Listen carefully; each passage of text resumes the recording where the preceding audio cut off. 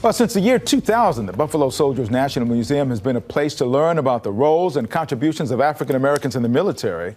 Collection of more than 4,500 items and growing. The goal is to educate all who come about the impact and contributions of African Americans, spanning 7 wars, spanning centuries of military conflicts. And now, thanks to a $2 million gift from the Kinder Foundation, the museum is starting a $13 million campaign to make it even bigger and better.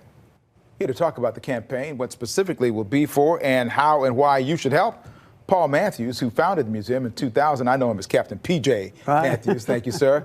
And CEO Desmond Bertrand Pitts, who happens to be P.J.'s grandson, which is a good thing, and the CEO of the National Museum. Hey, talk about when this idea first came to you, because you started this in 2000. What was your mission? What were you thinking? Right. I actually first heard about the Buffalo Soldiers when I was a cadet at Prairie View A&M University back in the 1960s. And I read 2 paragraphs in one military book about the Buffalo Soldiers and became very intrigued about these black men in the blue uniform.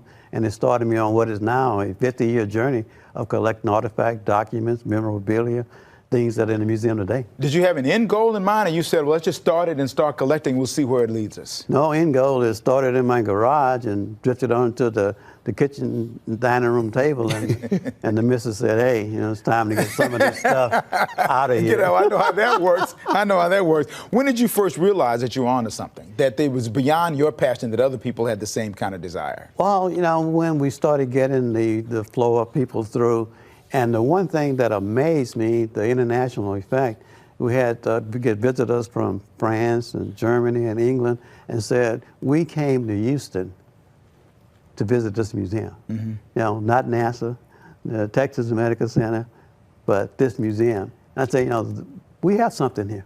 And now as CEO, what is your goal and what are your hopes now? You have a campaign underway. Talk about the campaign and what you hope to do with it.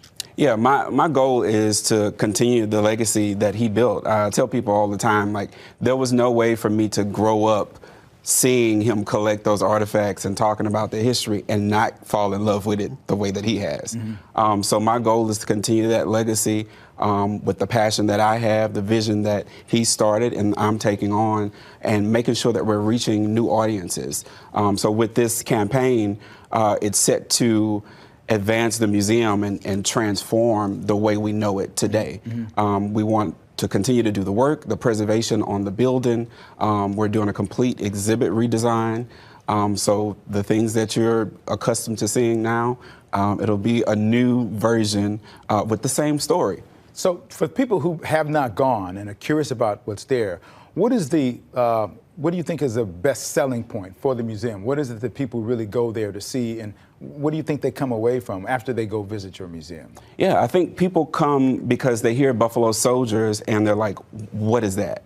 And they come with the expectation about hearing just about those soldiers, but what we have is the entire African-American military experience. And they take away from that knowing that we are, you know, a black institution. Yeah, we cover the African-American military experience, but Captain says it all the time, we're an American history institution. Mm-hmm. And there's something there that anybody that walks in the doors can relate to. Something to be said about that. I mean, the Buffalo Soldiers are distinctly different from, quote, general African-American soldiers, correct? I mean, everybody thinks Buffalo Soldiers does not encompass all African Americans in the military. No, they were formed from the 9th and 10th Cavalry and the 24th and 25th Infantry Regiments. And they basically were the peacekeepers in the American West. They built camps, forts, railroads, delivered the mail, strung telegraph wires, charted the land. And this is before and into World War I, correct? Right. Actually, the Buffalo Soldier period started in 1866 and goes through World War II. The actual unit, the 10th Cavalry, was deactivated in North Africa in 1944. But the 24th Infantry wasn't integrated until 1952. How surprising is it to people who find out how much involvement African Americans have had in the wars of this country, even while segregation